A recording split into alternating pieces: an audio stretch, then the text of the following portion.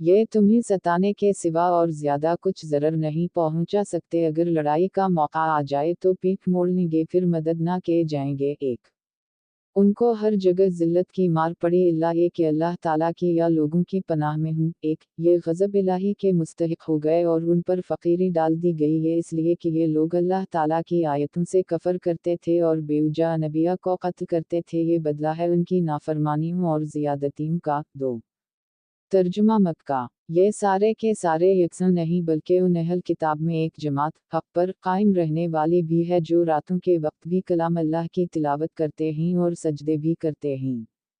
तर्जुमा मक्का। ये अल्लाह ताला पर और क़यामत के दिन पर ईमान भी रखते हैं, भलाइयों का हुक्म करते हैं और बुराइयों से रोकते हैं और भलाई के कामों में जल्दी करते हैं, ये नेक बख़त लोगों में से हैं। तर्जुमा मक्का। ये जो कुछ भी भलाइयाँ करें उनकी नाकदरी ना की जाएगी और अल्लाह ताला परहेजगारों को खूब जानता है। तर्जुमा मक्का। काफिरों को उनके माल और उनकी औलाद अल्लाह के यहाँ कुछ काम ना आएगी, ये जहन्नमी हैं जो हमेशा इसमें पड़े रहेंगे। तर्जुमा मक्का। ये किफ़ार जो खर्च करें उसकी मिसाल ये है, एक तुनद हुआ चली जिसमें पाला था जो जालिमों की खेती पर पड़ा और उसे तहस नहस कर दी। एक, अल्लाह ताला ने उन पर जुल्म नहीं किया बल्कि वो खुद अपनी जानों पर जुल्म करते थे।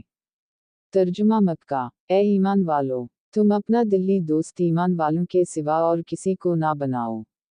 एक, तुम तो नहीं देखते दूसरे लोग तुम्हारी तबाही में कोई कसर उठा नहीं रखते, वो चाहते हैं कि तुम दिख में पड़ो। उनकी अदावत तो खुद उनकी ज़बान से भी ज़ाहिर हो चुकी है और जो उनके सीनों में पोशीदा है वो बहुत ज़्यादा है। हमने तुम्हारे लिए आयतें बयान कर दी।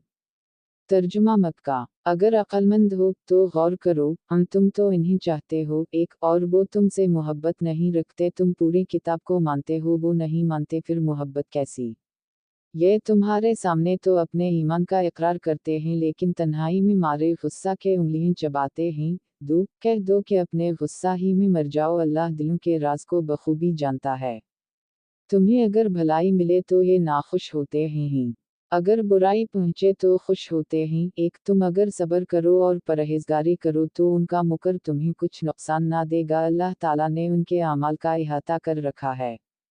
तर्जुमा मक्का। ए नबी, इस वक्त को भी याद करो जब सुबह ही सुबह आप अपने घर से निकलकर मुसलमानों को मैदान जंग में लड़ाई के मोर्चों पर बाकायदा एक बिठा रहे थे, अल्लाह ताला सुनने और जानने वाला है।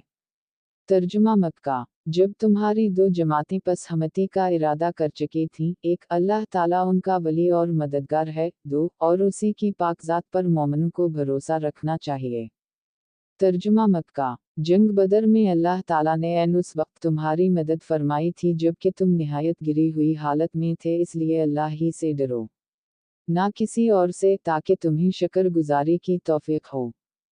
तर्जुमा मक्का। और ये शक्र गुजारी बाइस नुसरत वाओ इमदाद हो, जब आप मोमिनों को तसल्ली दे रहे थे कि या आसमान से 3000 फरिश्ते उतार कर अल्लाह ताला का तुम्हारी मदद करना तुम्हें काफ़ी ना होगा।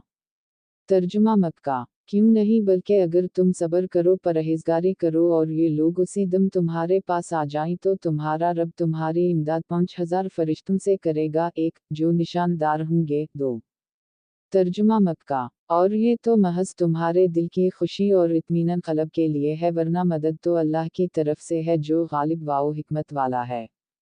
तर्जुमा मक्का। इस इमदाद इलाही का मकसद ये था कि अल्लाह काफिरों की एक जमात को काट दे या इन्हें जलील कर डाले और सारे के सारे नामराद होकर वापस चले जाएं। एक, तर्जुमा मक्का। ए पैगंबर, आपके इख्तियार में कुछ नहीं। एक, अल्लाह ताला चाहे तो उनकी तौबा कबूल कर ले। दो, या अजाब दे क्योंकि वो जालिम हैं।